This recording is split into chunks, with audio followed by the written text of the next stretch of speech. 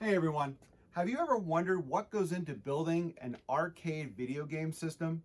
Well, in this video series, we're going to go through the basic components and their functions using the Snap Circuits Arcade Gaming STEM Kit. Let's get started.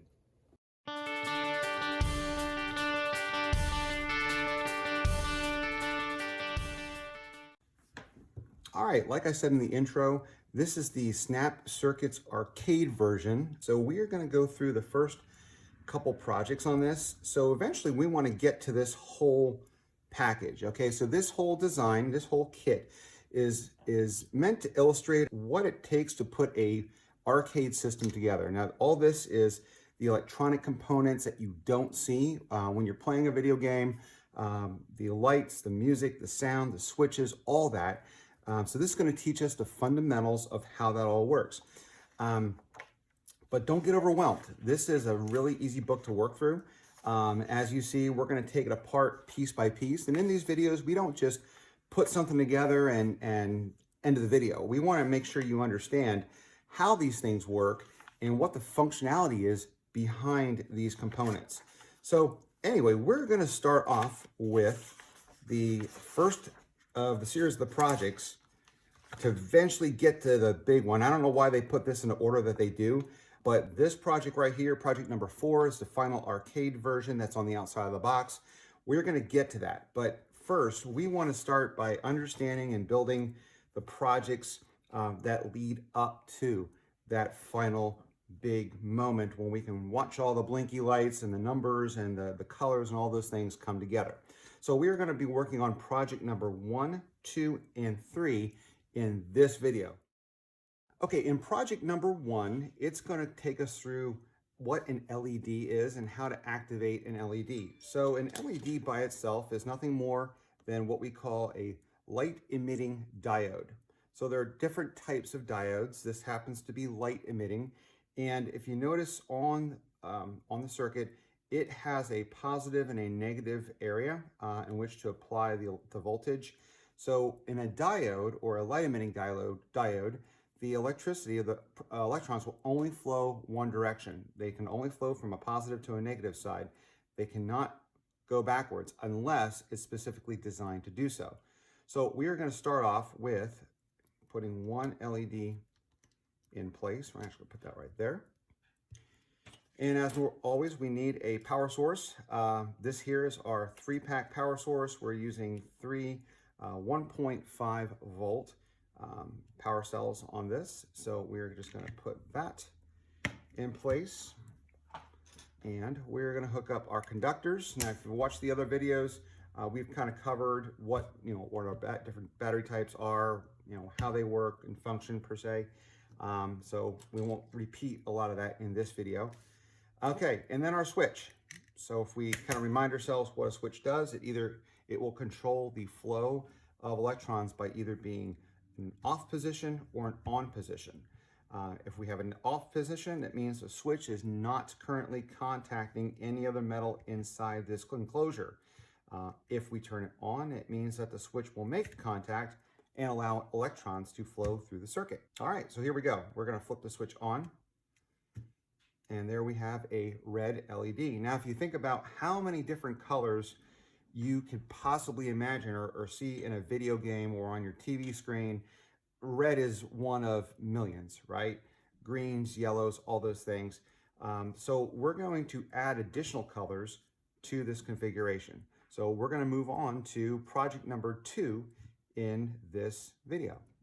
All right, so in project number 2, we're going to add additional LEDs to give you an idea of the different color spectrums that are there, but by no means does this cover the millions of color combinations that you see on TV screens, video game monitors, and all those kind of things. So we're going to start off with our battery pack again, but this time I want to make sure we add the switch in the right place. So we are going to start with a number 4.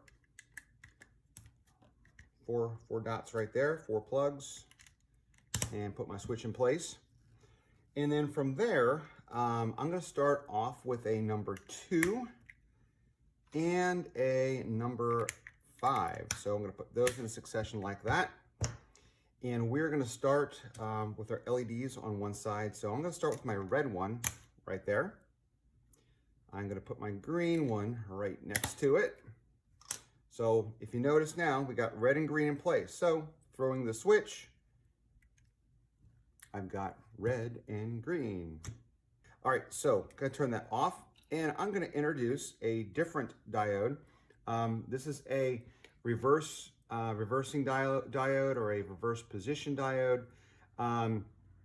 What this does, and I remember I said before that diodes can only function when electricity is going one direction. Well, this one breaks that rule, because when voltage is applied to one direction, the color of the LED will be one thing. For example, yellow.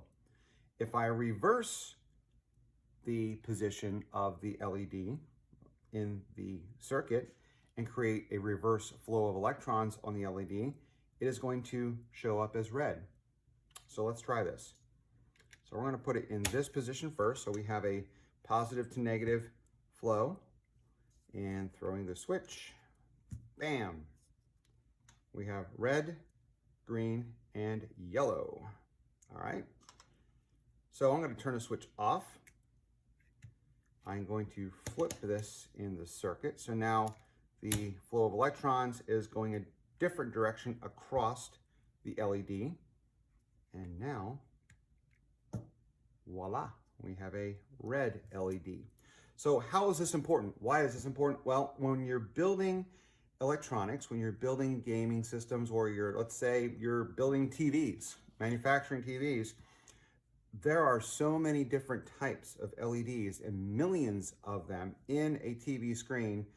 You can't begin to imagine how many are in there. And we like to think of them as called pixels, but it even goes deeper than that, because depending on the type of voltage going across one LED, that one LED could have 64,000 possible color patterns just on one circuit. All right, so we covered project 1, we covered project 2, and project 3 in this book was just reversing the LED on this one here, so that we got a different color. So let's just try it one more time. I'm going to flip that off, put it back in that position, turn that on, and we are back to yellow. All right, well, that is the first video in the series for the Snap Circuit Electronics Arcade Kit. This is one of many that we're going to do leading up to the final arcade version of this design. So if you found this useful, please give us a like, a thumbs up, a subscribe, a forward. Share it with others in your homeschool and school community. Help us to grow this session or these lessons.